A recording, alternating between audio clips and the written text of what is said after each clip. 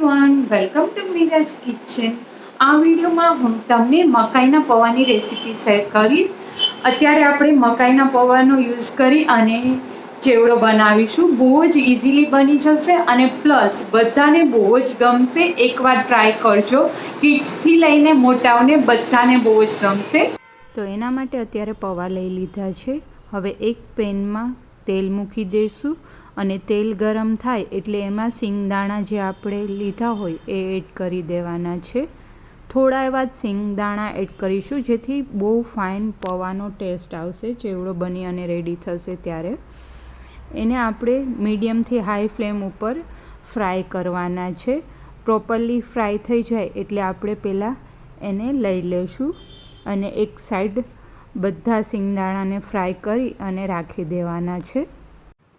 પછી એ જ તેલમાં આપણે ફૂલ ફ્લેમ ઉપર જ એને ફ્રાય કરીશું। એકદમ તેલ આવી જાય પછી જ થોડા પૌવા એડ કરતા જવાના છે અને ફૂલ ગેસ રાખીને જ ફ્રાય કરવાના છે જેથી કરીને પૌવામાં તેલ ના ચડે। જો સ્લો ફ્લેમ ઉપર તમે ફ્રાય કરશો તો તેલ ચડી જશે અને સરખા ફૂલશે નહીં।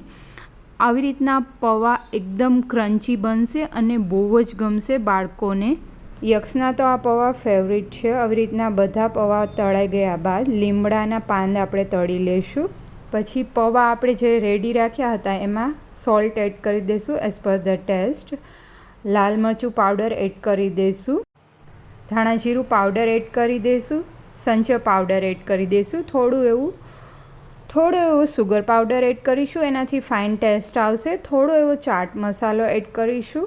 સુગર પાવડર છે એ ઓપ્શનલ છે, તમને જો સ્વીટ ના ગમતું હોય તો તમે સ્કીપ કરી શકો। પ્રોપરલી મિક્સઅપ કરી દઈશું। આને આપણે ફ્રાય કર્યા છે એટલે આપણે ઉપરથી જ મસાલો કરવાનો છે। બધું મિક્સઅપ થઈ જાય પછી જે આપણે ફ્રાય કરેલા લીમડાના પાન છે એ બી એડ કરીશું જેનાથી બહુ જ ફાઇન ફ્લેવર બેસી જશે ચેવડામાં। તો રેડી છે એકદમ ઝટપટો અને ક્રન્ચી એવો પૌવાનો ચેવડો। આપણે આ રેસીપી ટ્રાય ના કરી હોય તો શ્યોર ટ્રાય કરજો અને કમેન્ટ કરી અને જણાવજો તમને મારી રેસીપી કેવી લાગી। Thank you for watching my video.